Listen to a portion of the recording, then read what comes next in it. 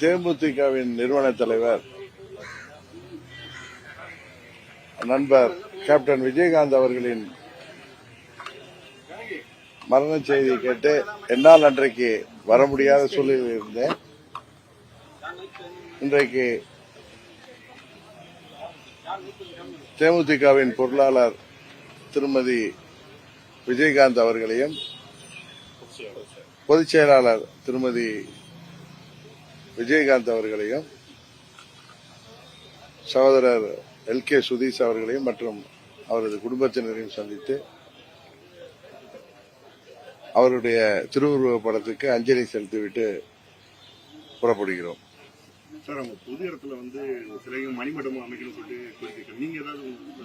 ஆமா, தமிழக அரசுக்கு தேமுதிக பொதுச் செயலாளர் திருமதி விஜயகாந்த் அவர்கள் கோரிக்கை வைத்திருக்கிறார்கள்.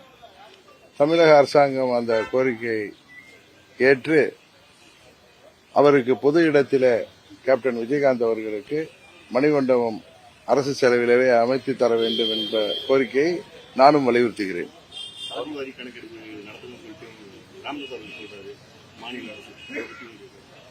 ஆமா, சாதிவாரி கணக்கெடுப்பு நடத்தி அதன்படி உள்ஒதுக்கீடு செய்தால்தான் நியாயமாக இருக்கும். அதை அவசியம் தமிழ்நாடு அரசாங்கம் செய்ய வேண்டும்.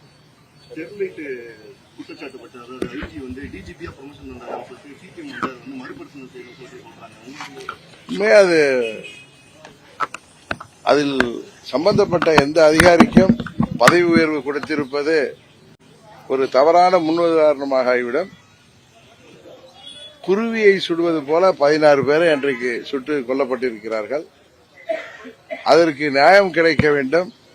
அரசாங்கம் அதில் சம்பந்தப்பட்டவர்களுக்கு தண்டனை வாங்கி தர வேண்டுமே தவிர பதவி உயர்வு அளித்திருப்பது உண்மையாகவே கண்டிக்கத்தக்கது.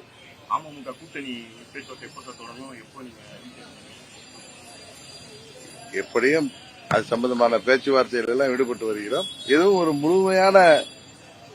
முழுமை அடைந்த பிறகு உங்களிடம் சொல்வதுதான் சரியா இருக்கும். தேசிய கட்சிகளோடும் கூட்டணி இருக்கலாம், தனித்தும் போட்டியிடலாம். அதெல்லாம் நாங்க முடிவு செய்து உங்களுக்கு